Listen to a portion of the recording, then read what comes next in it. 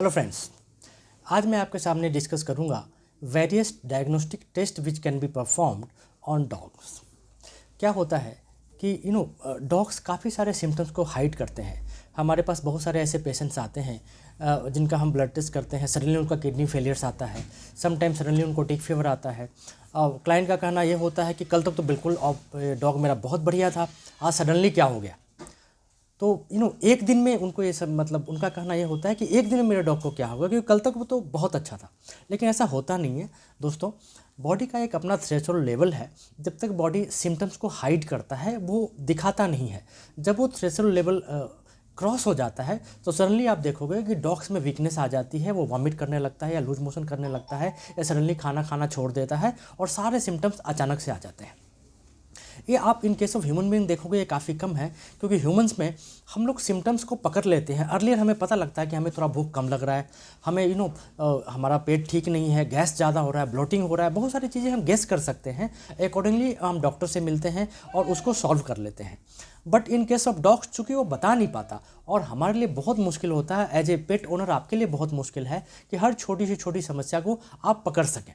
तो इसलिए बहुत इंपॉर्टेंट हो जाता है कुछ डायग्नोस्टिक टेस्ट का, जो एनुअली या एवरी 6 मंथ आपको अपने डॉग को ज़रूर कराना चाहिए। एक चीज़ और, चूँकि आप देखो कि एक नॉर्मल डॉग का एज 12 से 15 साल होता है, एक नॉर्मल ह्यूमन का एज है वो 60 से 80 साल होता है। तो there is a huge difference. मतलब डॉग का जो एजिंग प्रोसेस है वो काफ़ी फास्ट है।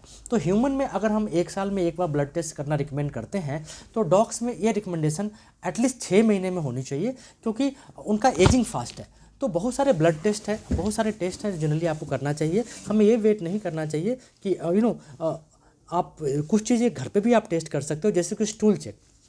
हमेशा स्टूल को चेक करते रहें। अगर उसमें कुछ पैरासाइट्स आ रहे हैं, आपको टेप बॉम्ब जैसा दिख रहा है, कुक्ड राइस की तरह दिख रहा है, तो आपको इमीडिएटली डिवॉर्मिंग करानी चाहिए। जनरली डिवॉर्मिंग की रिकमेंडेशन इंडियन कंडीशन में हर 3 महीने में एक बार होती है। लेकिन कभी कभी क्या होता है, अगर आपका डॉग बहुत ज़्यादा घास खाता है, मिट्टी खाता है, देखिए अलग अलग तरह के पेट्स होते हैं।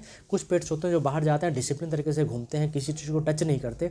कुछ पेट्स होते हैं जो हर जगह मुँह मारते हैं। ऐसा पेट्स जो हर जगह मुँह मारता हो, ऐसे पेट्स को लेकर आपको खासी ध्यान रखने की जरूरत पड़ती है कि इनका पोटी हमेशा चेक करें कि इनको वर्म्स ना हो। कोई ज़रूरी नहीं है कि हर 3 महीने में हम डिवॉर्म करें तो हमारे पेट्स को वर्म नहीं होगा, ऐसा नहीं हो सकता। लेकिन अगर आपका पेट साफ सुथरा है, बाहर किसी चीज़ मुंह नहीं लगाता, प्रॉपर एक डिसिप्लिन तरीके से घूमता है, तो कोई ज़रूरी नहीं है कि आपके डॉग्स की डिवॉर्मिंग हर 3 महीने पे हो सकता है आपको 6 महीने पे करें तब भी चलेगा। तो ये सब चीज़ें आप घर में कर सकते हैं। कुछ ब्लड टेस्ट के बारे में मेनली आज मैं आपसे डिस्कस करूंगा, क्या क्या टेस्ट एनुअली आप करा सकते हैं, आपको क्या क्या कराना चाहिए, ताकि आप टाइम रहते समय रहते अपने डॉग के कोई भी इंटरनली बॉडी में चेंजेज आ रहे हैं, कोई हेल्थ इशू आ रहे हैं, मेजर ऑर्गन इशू आ रहे हैं, तो उसको आप पकड़ सकें। देखिए, नॉर्मल ब्लड टेस्ट जो होता है उसमें सबसे पहला ब्लड टेस्ट है CBC, that is complete blood count. Complete blood count आप साल में एक बार जरूर कराएं। कंप्लीट ब्लड काउंट में क्या है, हीमोग्लोबिन सबसे पहले देखते हैं। वो हीमोग्लोबिन कॉन्सेंट्रेशन जो होता है आपके डॉग में अनीमिया दिखाता है या डिहाइड्रेशन दिखाता है। अगर हीमोग्लोबिन काफ़ी ज़्यादा है तो वो डिहाइड्रेशन है, अगर कम है तो अनीमिया है। उसके बाद उसमें TLC, टोटल ल्यूकोसाइट काउंट्स, या WBC काउंट जिसको आप कहते हैं, इसके अंदर न्यूट्रोफिल होता है, इस्नोफिल होता है, बेसोफिल्स होता है। अगर WBC हाई है तो बैक्टीरियल इन्फेक्शन दिखाता है। अगर WBC नॉर्मल है तो वो नॉर्मल बॉडी के लिए ठीक है, लेकिन समटाइम प्रोटोजोअल इन्फेक्शन में नॉर्मल होता है। अगर WBC लो है तो ये वायरल इन्फेक्शन दिखाता है, या आपके बॉडी का इम्यून सिस्टम दिखाता है, आपके डॉग के बॉडी का इम्यून सिस्टम दिखाता है कि आपका डॉग नॉर्मल इन्फेक्शन से लड़ने के लिए कितना तैयार है। नॉर्मली न्यूट्रोफिल हाई इन्फेक्शन में हाई होता है। आपका इस्नोफिल होता है, अगर आपके डॉग के बॉडी में वर्म हो या एलर्जी हो तो आप देखोगे इस्नोफिल उसका हाई होता है। आगे हम बात करेंगे बायोकेमिकल टेस्ट के बारे में। अब इसमें लिवर टेस्ट है, किडनी टेस्ट है, कुछ हार्मोन टेस्ट है, आपका पैनक्रियाटिक एंजाइम टेस्ट है, ये सारे टेस्ट अवेलेबल हैं। अब हम 1 बाय 1 लिवर टेस्ट के बारे में जाएंगे। लिवर टेस्ट में आप क्या क्या देखते हैं? लिवर टेस्ट में आप ALP देखते हैं, अल्कलाइन फास्फेटेज देखते हैं, आप HGOTPT देखते हैं, आप प्रोटीन देखते हैं।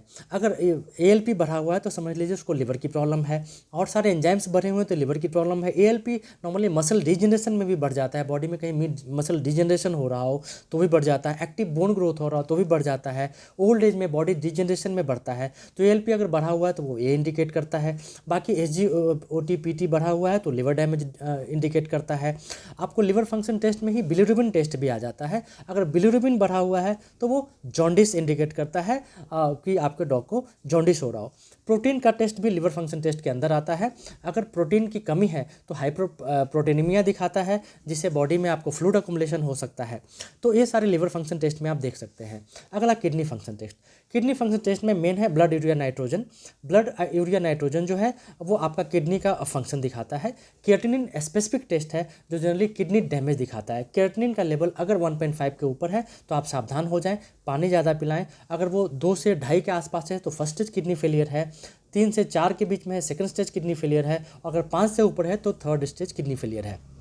किडनी फंक्शन टेस्ट में आप काफ़ी मिनरल्स आते हैं, उसको भी देख सकते हैं। इसमें कैल्शियम है, जो कैल्शियम की अगर बॉडी में कमी है तो हाइपर पैराथायरिडिज्म के कारण हो सकता है, आपका किडनी प्रॉब्लम के कारण हो सकता है कैल्शियम की कमी। तो ये सारी चीज़ें कैल्शियम की कमी दिखाता है। Sodium and chloride electrolyte imbalance दिखाता है। अगर आपके डॉग के बॉडी में सोडियम और क्लोराइड की कमी है तो उसको इम्बैलेंस की प्रॉब्लम होगी, वो चल नहीं पाएगा। तो ये सारी चीज़ें इंपॉर्टेंट है। आपका पोटेशियम एंड फास्फोरस, पोटेशियम अगर हाई आता है तो वो किडनी के लिए अच्छा नहीं है, हार्ट के लिए अच्छा नहीं है। ये इंडिकेट करता है कि किडनी आपका प्रॉपर आपके डॉग का फंक्शन नहीं कर रहा और लॉन्ग टर्म में हार्ट का इशू हो सकता है। अगर फास्फोरस का लेवल 6 से ऊपर जा रहा है, इसका मतलब आपके डॉग का किडनी प्रॉपर काम नहीं कर रहा है और आपको अभी से सावधान हो जाने की ज़रूरत है। उसको डाइटरी चेंजेस करने की ज़रूरत है, कुछ किडनी से रिलेटेड टॉनिक देने की ज़रूरत है।